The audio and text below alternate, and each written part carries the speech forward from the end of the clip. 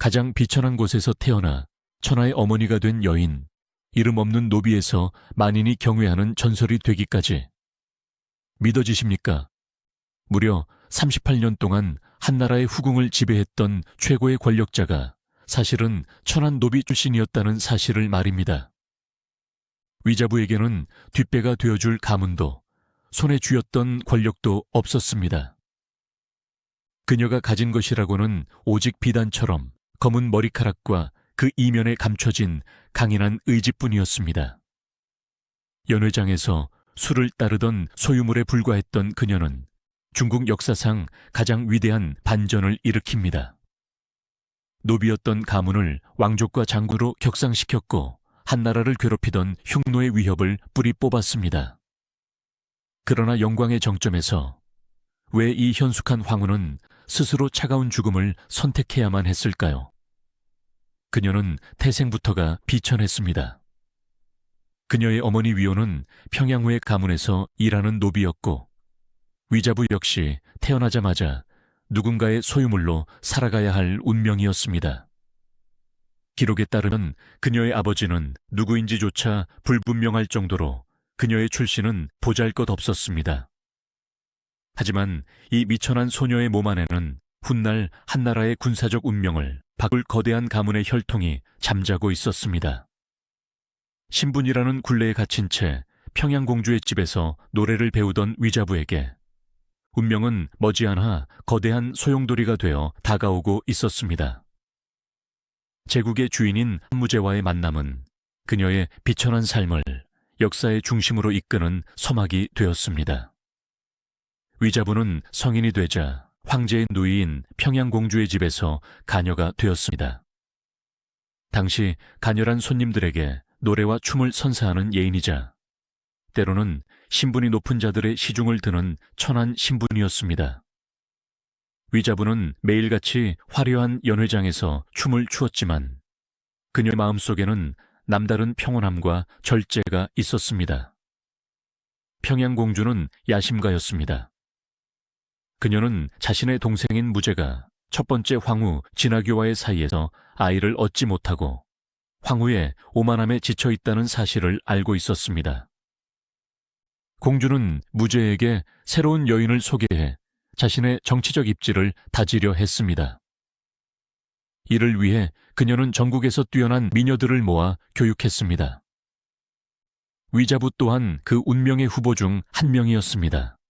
하지만 위자부는 다른 미녀들과 달랐습니다. 다른 이들이 화려한 화장과 자극적인 향기로 황제의 시선을 끌려 할 때 그녀는 오히려 정결하고 단아한 아름다움을 유지했습니다. 그녀의 가장 큰 무기는 비단처럼 부드럽고 칠흑처럼 검은 머리카락, 그리고 보는 이의 마음을 편안하게 만드는 온화한 미소였습니다. 드디어 기원전 139년 봄, 폐수에서 제사를 마치고 돌아오던 한무제가 누나인 평양공주의 집을 방문합니다.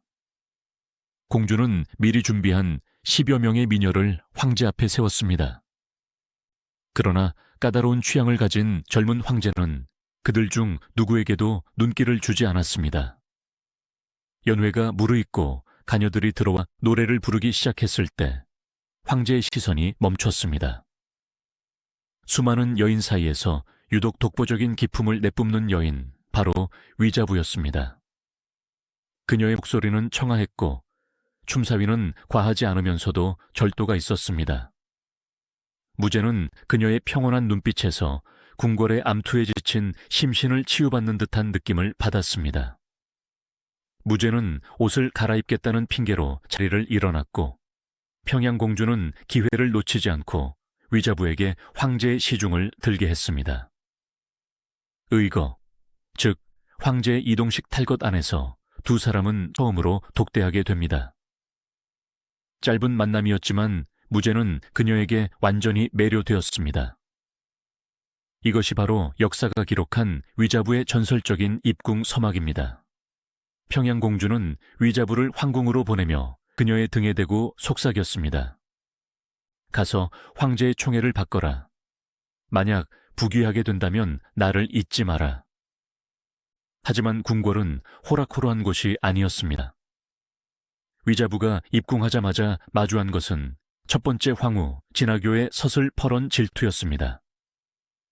진아교는 무죄가 황제가 되는데 결정적인 공을 세운 고모 관도공주의 딸이었기에 그 기세가 하늘을 찔렀습니다. 위자부는 입궁 후 1년 동안 무죄를 단 한 번도 알현하지 못한 채 수많은 궁녀 중 하나로 방치되었습니다. 가녀 출신의 위자부에게 궁궐은 평양공주의 집보다 훨씬 더 춥고 외로운 곳이었습니다.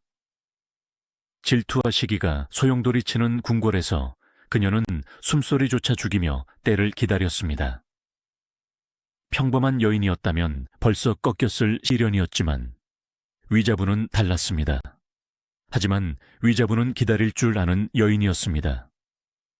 그녀는 자신에게 주어진 비천한 일들을 묵묵히 수행하며 언제가 올 기회를 기다렸습니다. 입궁한 지 1년이 지나고 궁궐에서는 나이가 많거나 총애를 받지 못하는 궁녀들을 내보내는 출궁 심사가 열렸습니다.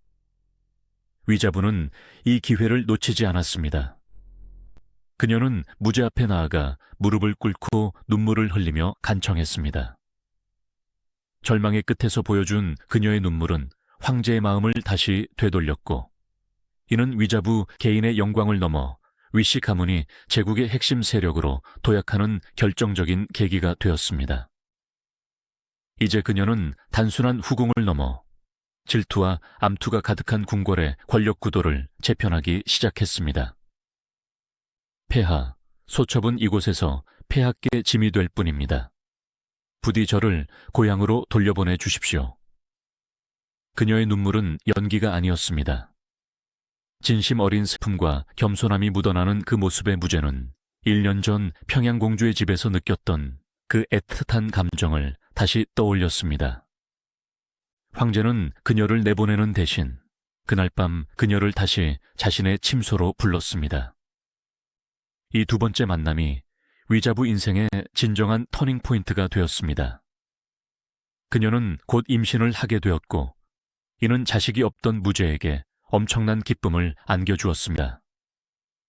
위자부가 황제의 총애를 받기 시작하자 그녀의 가문에도 변화가 생겼습니다. 특히 그녀의 남동생 위청의 운명이 바뀌었습니다. 위청은 평양공주부의 기노로 일하고 있었습니다. 진아교 황후의 어머니인 관도공주는 위자부가 임신했다는 소식을 듣고 질투에 눈이 멀어 위자부를 위협하기 위해 그녀의 남동생 위청을 잡아 죽이려 했습니다. 하지만 위청은 친구 공손호의 도움으로 극적으로 탈출했고, 이 소식을 들은 무제는 진씨 일가의 전횡에 분노하며 위청을 황궁의 시중으로 발탁하고 위자부의 가족들에게 대대적인 관직을 하사합니다. 비천한 노비 가문이었던 위씨 일가가 제국의 핵심 세력으로 부상하는 순간이었습니다. 위자부는 자신이 받은 총애를 가문의 권력을 휘두르는 데 쓰지 않았습니다. 오히려 남동생 위청에게 항상 겸손할 것을 당부했습니다. 그녀는 자신이 올라온 길이 얼마나 위태로운지 잘 알고 있었기 때문입니다. 하지만 운명의 수레바퀴는 이미 위자부를 평범한 후궁이 아닌 제국의 어머니로 만들 준비를 하고 있었습니다. 위자부가 임신했다는 소식은 한무제에게는 축복이었으나 황후 진아교에게는 사형 선고와 같았습니다. 진아교는 한무제의 고모인 관도공주의 딸로 어린 시절 금으로 집을 지어 살게 하겠다라는 무제의 금옥장교 약속을 받아냈던 여인이었습니다. 그녀는 무제가 황제의 자리에 오르는데 결정적인 배경이 되었던 가문 출신이었기에 그 자만심은 하늘을 찔렀습니다. 하지만 진아교는 즉위 후 수년이 지나도록 아이를 갖지 못했습니다. 그녀는 전국에서 용하다는 의사를 부르고 수천만 금을 써가며 임신을 시도했으나 허사였습니다.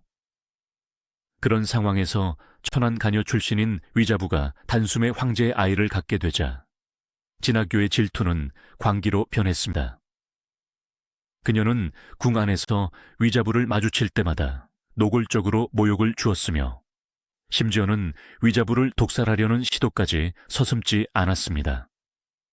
위자부는 이 폭풍 속에서 침묵으로 맞섰습니다. 그녀는 황후의 괴롭힘을 무죄에게 직접 호소하지 않았습니다. 오히려 몸을 낮추고 후궁 깊은 곳에서 태교에 전념했습니다. 이러한 위자부의 인내심은 무죄의 마음을 더욱 그녀에게 기울게 만들었습니다.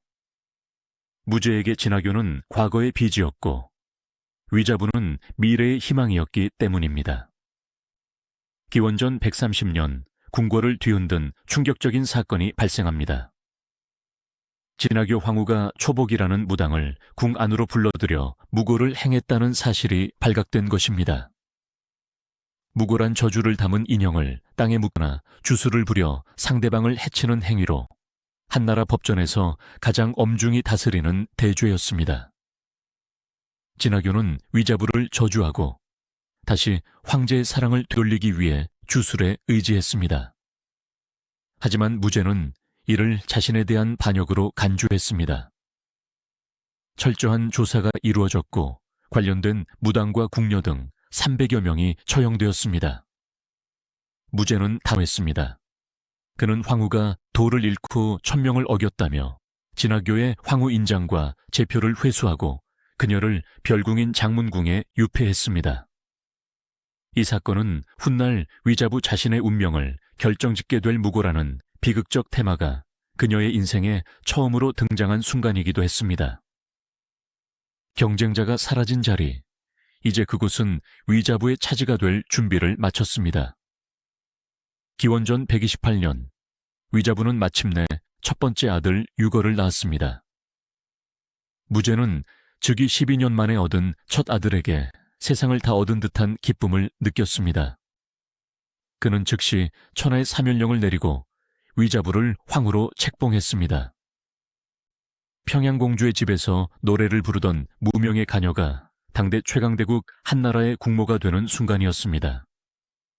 이것은 중국 역사상 유래를 찾기 힘든 드라마틱한 신분 상승이었습니다. 그녀의 책봉은 단순히 한 여인의 영광에 그치지 않았습니다.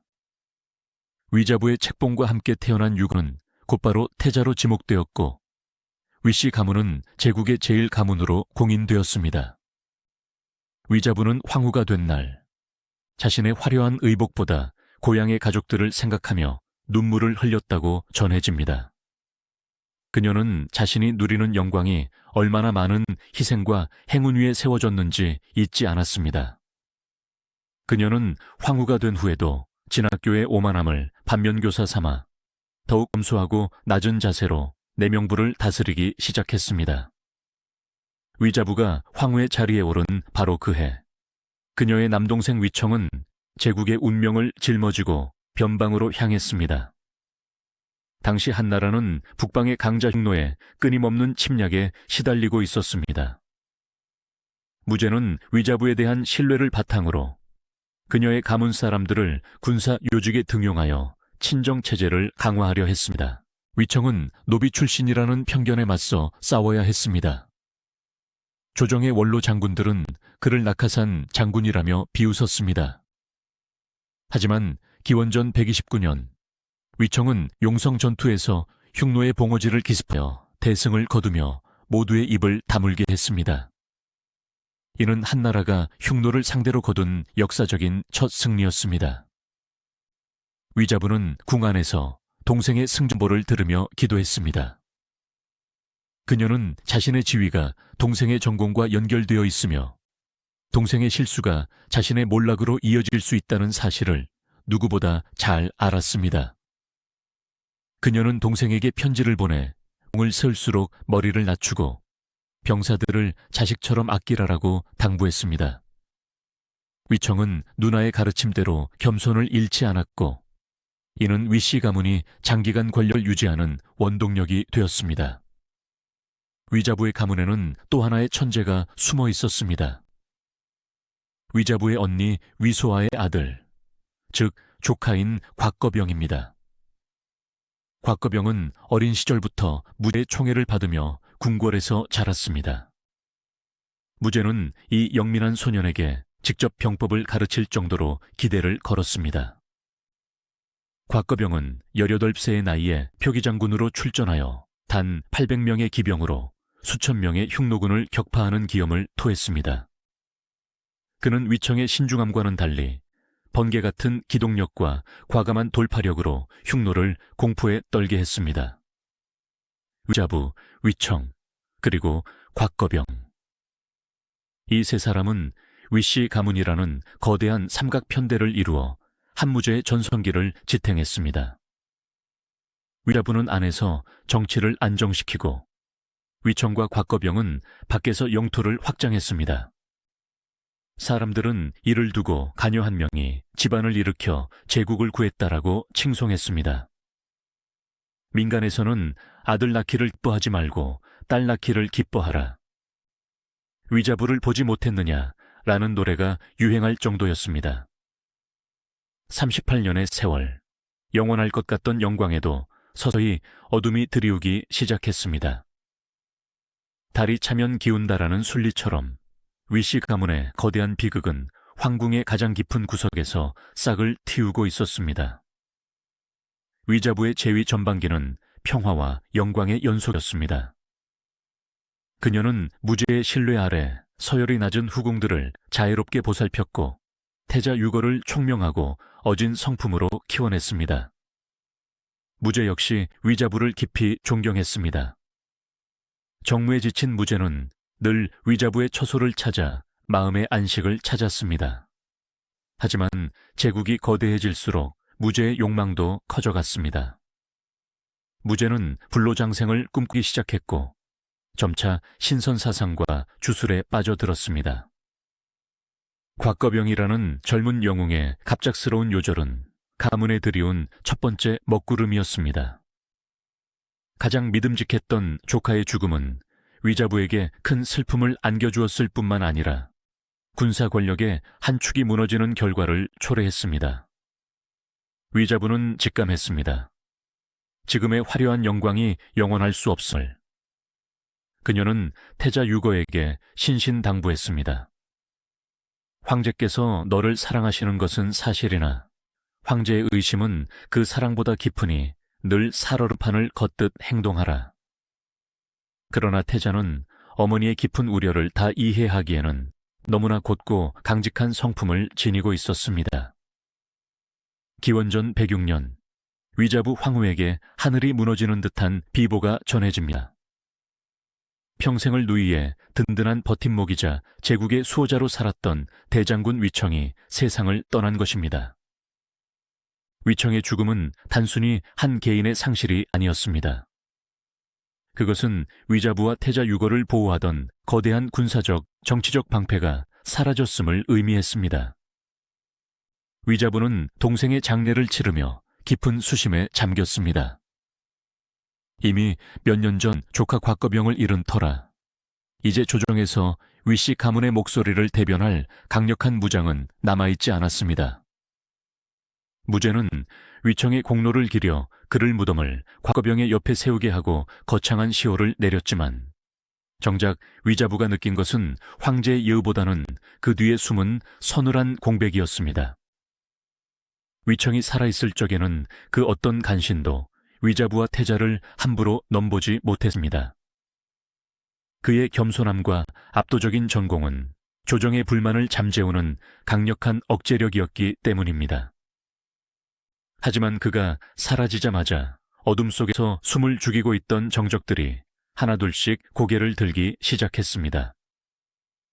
위청이 죽고 난 뒤 한무제는 급격히 노쇠해졌습니다. 젊은 시절의 패기는 점차 죽음에 대한 공포와 불로장생에 대한 집착으로 변질되었습니다. 무제는 궁궐을 떠나 감청원 같은 별궁에 머물며 신선이 되기 위한 제사에 몰두했고 조정의 실무보다는 도사들의 감언이설에 귀를 기울였습니다. 황제가 병약해지고 의심이 많아지자 황궁 내의 권력 지형도 급변했습니다. 무제는 자신의 몸이 아픈 이유가 누군가의 저주 때문일지도 모른다는 망상에 사로잡히기 시작했습니다. 이 틈을 타 권력을 잡으려던 인물이 바로 간신 장충이었습니다. 장충은 원래 태자 유거와 사이가 좋지 않았습니다.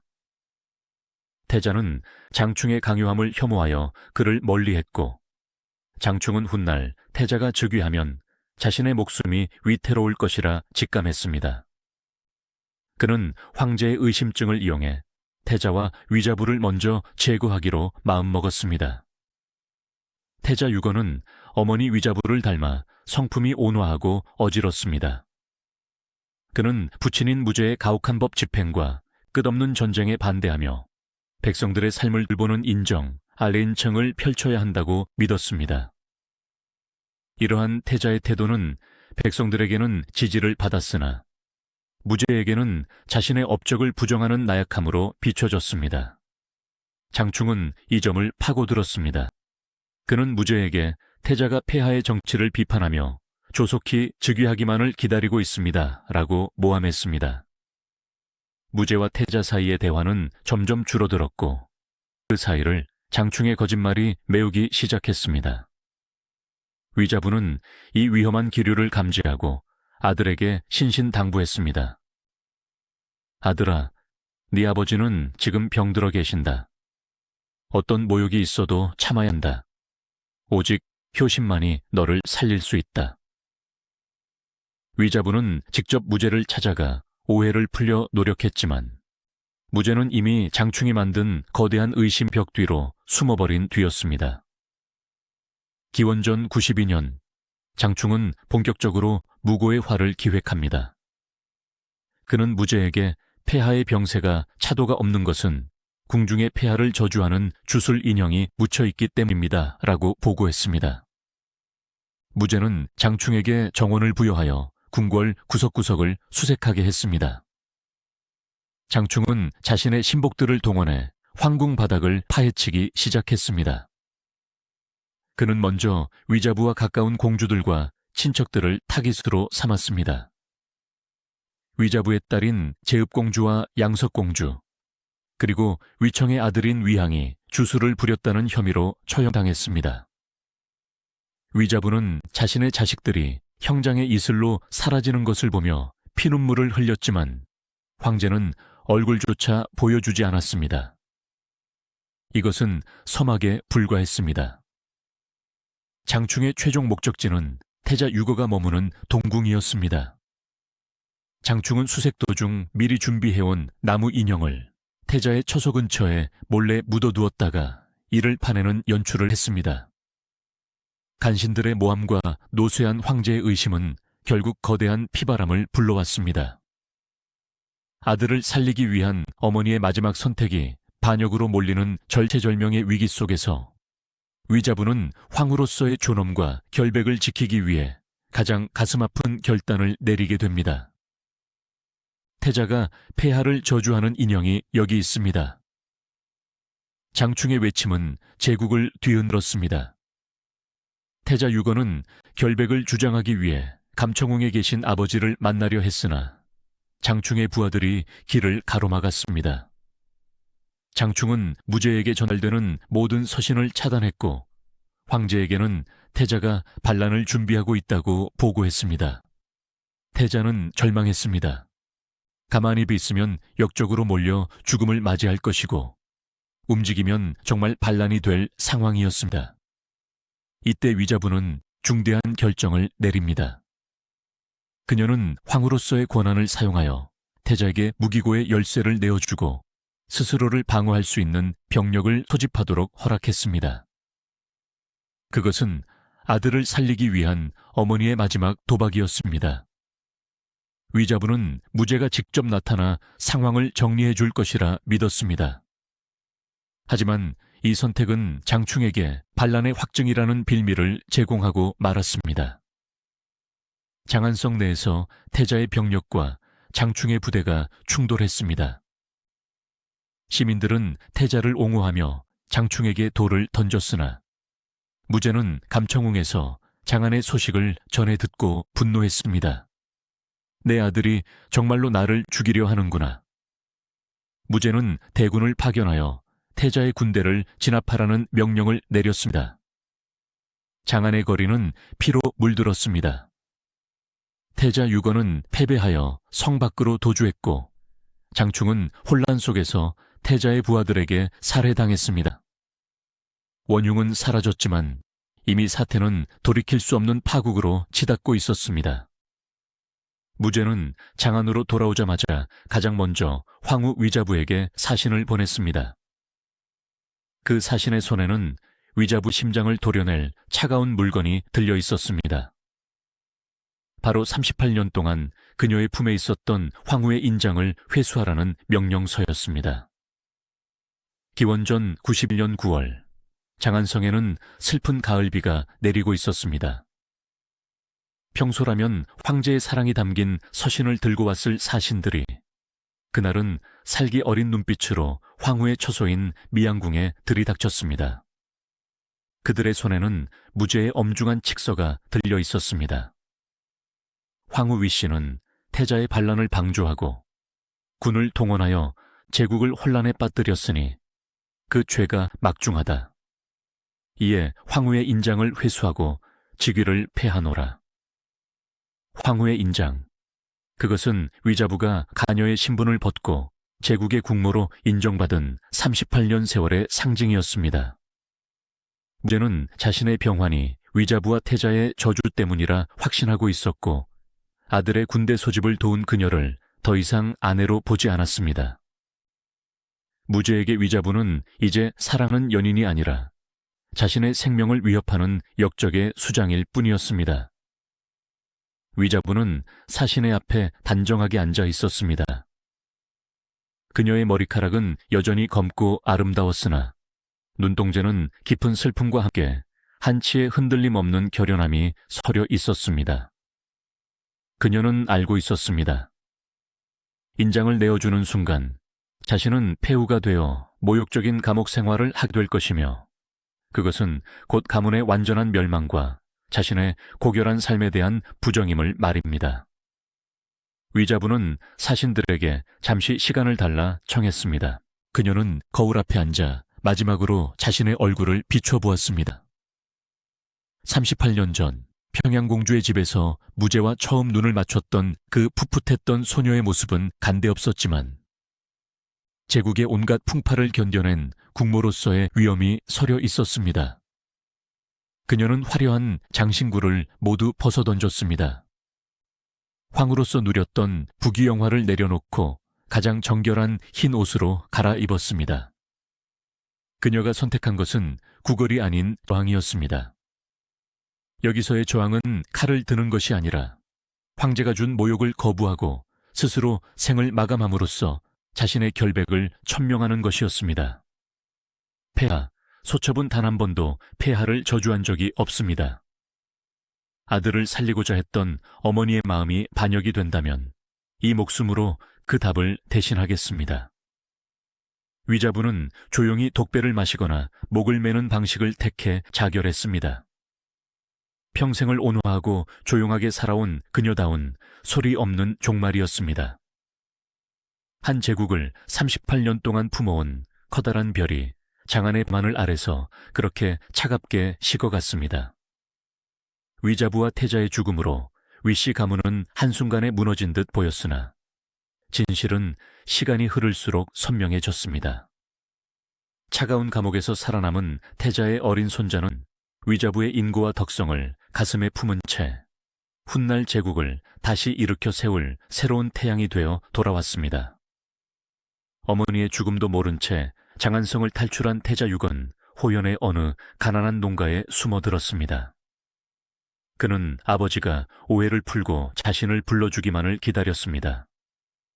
하지만 장충의 잔당들과 공을 세우려는 탐관오리들이 태자의 뒤를 바짝 쫓고 있었습니다. 마침내 태자가 숨어있는 곳이 발각되었습니다. 광운들이 집을 포위하고 문을 부수려 할 때 유거는 방 안으로 들어가 문을 걸어 잠갔습니다. 그는 황태자로서의 존엄을 지키고 싶었습니다. 아버지가 보낸 군사들에게 끌려가 신문을 받는 치욕을 겪느니 스스로 목숨을 끊는 길을 택했습니다. 태자 유거의 두 아들 또한 현장에서 살해당했습니다. 태자의 비와 후궁들, 그리고 그를 따르던 가신들까지 모두 처형되거나 자결했습니다.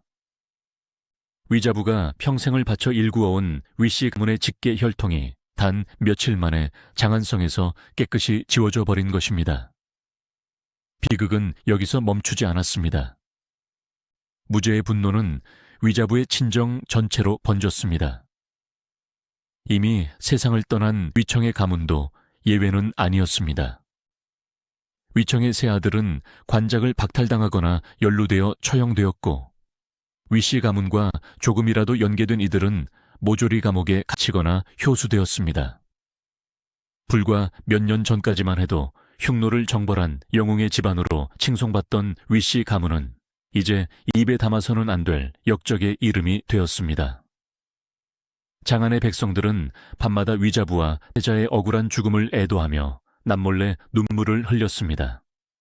그들은 알고 있었기 때문입니다. 태자가 결코 아버지를 죽이려 하지 않았으며 황후가 결코 부정한 짓을 저지르지 않았다는 사실을 말입니다. 피비린내 나는 학살의 현장에서 운명은 기적 같은 장난을 칩니다. 태자 유거의 손자이자 위자부의 증손자인 유병이라는 갓난아기가 살아남은 것입니다. 하지만 이 아이가 갈 곳은 대궐이 아니라 차가운 감옥이었습니다. 멸종령이 내려진 가문의 유일한 생존자인 이 아기는 죄수의 신분으로 감옥에서 자라게 됩니다. 제국의 황태손이었던 아이가 이름도 없이 감옥의 구석에서 보리밥을 먹으며 연명하는 처지가 된 것입니다. 위자부가 죽어가며 마지막으로 남긴 한 서린 기도가 하늘에 닿았던 것일까요? 이 보잘것없는 아이가 훗날 한나라의 역사를 다시 쓸 주인공이 되리라고는 당시 그 누구도 상상하지 못했습니다. 위자부가 떠난 미양궁은 유령처럼 적막해졌습니다. 무제는 장안으로 돌아와 모든 반대 세력을 제거했지만 정작 그에게 남은 것은 승리감이 아니라 참혹한 공허함이었습니다. 38년 동안 옆을 지켜주던 온화한 목소리가 사라지자 무제는 밤마다 악몽에 시달리기 시작했습니다. 그는 위자부의 처소를 지나갈 때마다 고개를 돌렸습니다. 그녀의 인장을 회수했을 때에 그 서늘한 금속 촉감이 자꾸만 그의 손끝을 맴돌았습니다. 무제는 여전히 자신이 옳았다고 믿고 싶어 했습니다. 하지만 진실은 이미 장안의 바닥에서부터 서서히 피어오르고 있었습니다. 위자부 황후와 태자 유거가 세상을 떠난 뒤 한나라 조정은 거대한 공포에 짓눌려 있었습니다. 황제의 노여움이 무서워 누구도 그들의 억울함을 입 밖으로 꺼내지 못했죠. 하지만 기원전 89년 태상황묘의 관리였던 전천추라는 인물이 목숨을 걸고 상소를 올립니다. 백발의 아버지가 아들의 군대를 쳤으니 이는 황제의 허물이 아니요 간신의 이간질 때문입니다. 꿈속에서 한 신선이 나타나 태자의 억울함을 말해 주었습니다. 이 짧은 상소는 무제의 얼어붙은 심장을 관통했습니다. 무제는 평소 전천추를 정직한 인물로 여겼기에 그의 말을 듣고 비로소 장충이 벌인 일들을 냉정하게 되짚어보기 시작했습니다. 수사관들을 다시 파견하여 철저히 조사한 결과 태자의 처소에서 발견되었다는 인형들이 사실은 장충이 미리 묻어둔 것이었다는 명백한 증거들이 쏟아져 나왔습니다.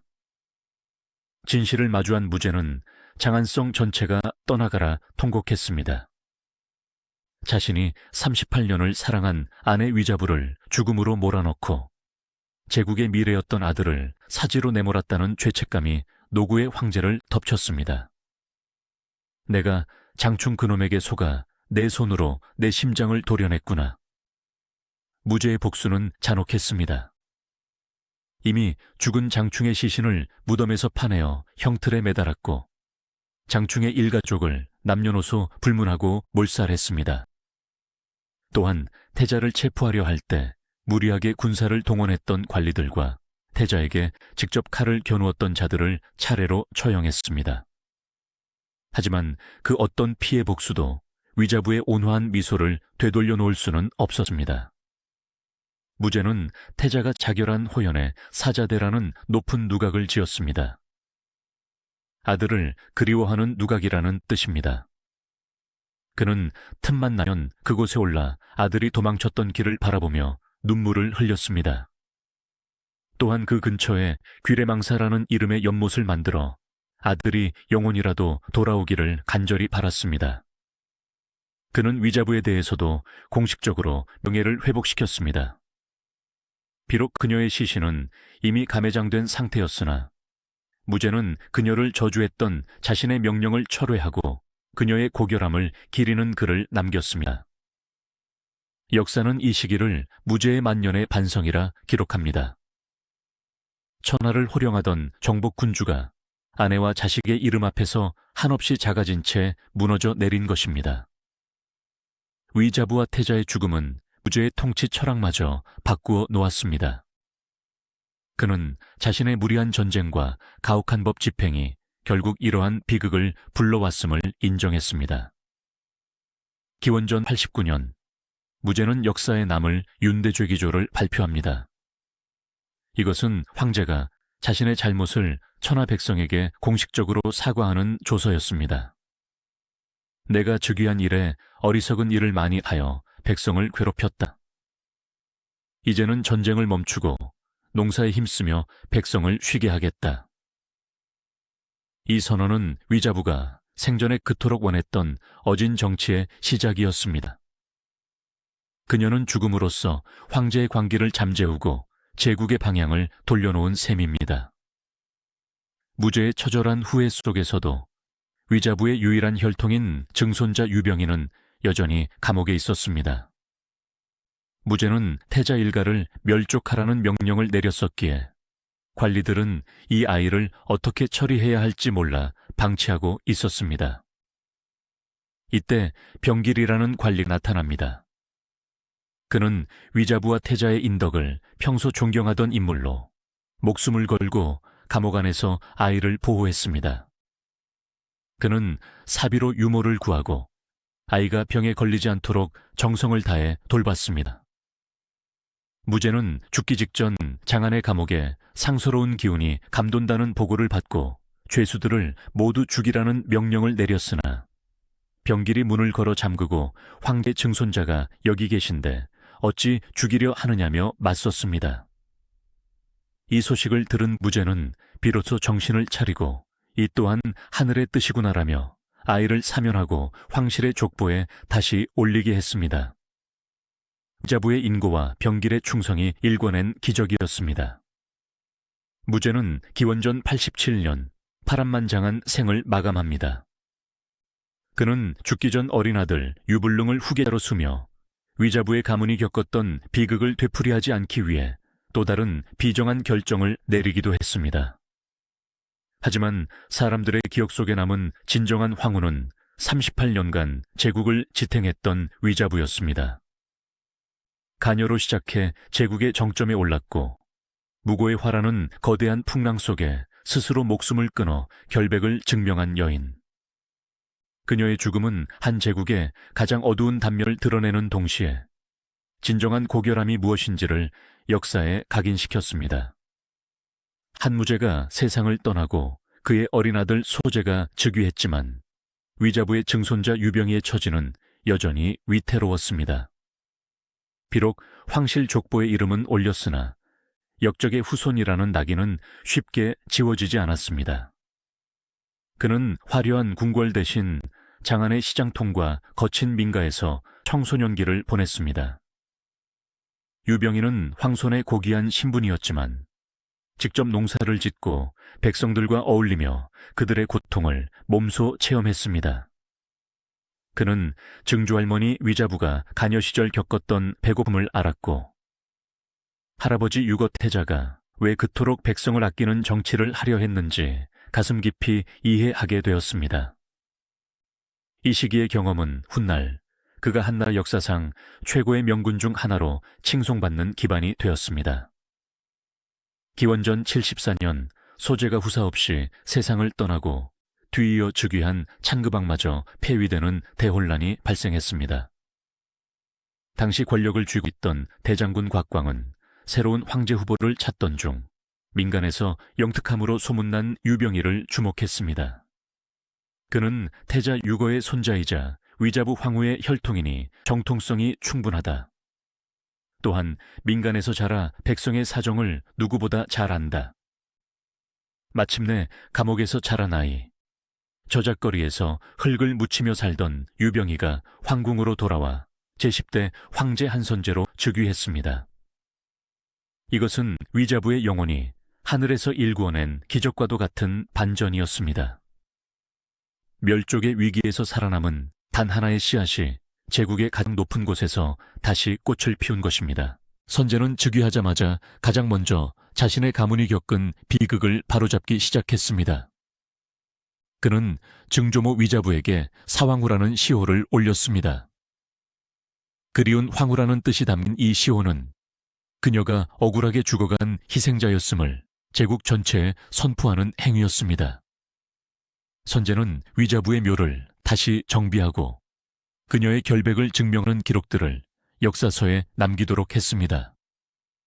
또한 무고의 화 당시 억울하게 죽어간 위씨 가문의 가신들과 친척들을 찾아내어 그 후손들에게 관직을 하사하고 토지를 돌려주었습니다.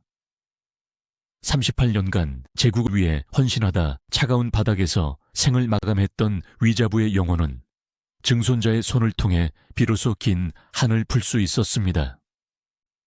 선제는 단순히 명예만 회복시킨 것이 아니었습니다. 그는 외가인 위씨 가문의 상징이었던 강한 군사력과 겸손한 내조의 정신을 통치에 녹여냈습니다. 선제식이 한나라는 위청과 곽거병이 누볐던 북방 영토를 완전히 장악했고 흉노를 복속시키며 제국의 전성기를 다시 맞이했습니다. 사람들은 말했습니다. 선제에게서 위자부 황후의 자애로움과 대장군 위청의 용맹함이 동시에 보인다라고 말이죠. 위자부가 가녀에서 황후가 되며 시작된 위씨 가문의 전설은 그녀의 사후에도 증손자를 통해 제국의 황금기로 이어졌습니다. 그녀가 남긴 인고와 지혜의 유산은 한나라를 지탱하는 보이지 않는 뿌리가 되어 있었습니다. 후대의 역사가들은 위자부를 평가할 때 그녀의 미모보다 그 영향력에 주목합니다. 그녀는 평범한 후궁이 아니었습니다. 그녀가 황후로 있었던 38년은 한무제가 대외 정벌에 전념할 수 있었던 안정기였으며 그녀가 죽고 난 뒤 제국은 급격히 혼란에 빠졌습니다. 그녀는 권력을 탐하지 않았으나 그녀로 인해 가문이 일어났고 그녀가 죽음을 택함으로써 황제의 관계를 멈춰 세웠습니다. 위자부라는 인물은 중국 역사에서 신분 상승의 상징을 넘어 책임감 있는 권력과 희생적인 모성이 한 제국을 어떻게 구원할 수 있는지를 보여주는 전형이 되었습니다. 이제 위자부의 길었던 여정도 그 끝을 향해 달려갑니다. 가난한 가녀의 노래로 시작해 황후의 밀류관을 쓰고 끝내 자결이라는 비극적 마침표를 찍었지만 그녀의 이야기는 결코 슬픔으로만 끝나지 않습니다. 위자부의 삶이 현대의 우리에게 던지는 도덕적 교훈과 인간적 고뇌, 그리고 그녀를 기리는 사자대 위에 흐르는 역사의 바람소리를 담아보려 합니다. 가장 낮은 곳에서 가장 높은 곳까지, 그리고 다시 역사 속으로 사라진 위자부의 최종 결론이 공개됩니다. 위자부가 세상을 떠난 지 2000년이 넘는 시간이 흘렀습니다. 그녀가 노래를 부르던 평양공주의 집도, 아들을 위해 군을 동원했던 미양궁의 화려한 정각도 이제는 붉은 흙과 무너진 기단으로만 남아 있습니다. 하지만 장안의 거친 들판을 지나가는 바람 속에는 여전히 그녀의 숨결이 스며 있는 듯합니다. 우리는 왜 2000년 전 한 여인의 삶에 이토록 몰입하고 가슴 아파하는 것일까요?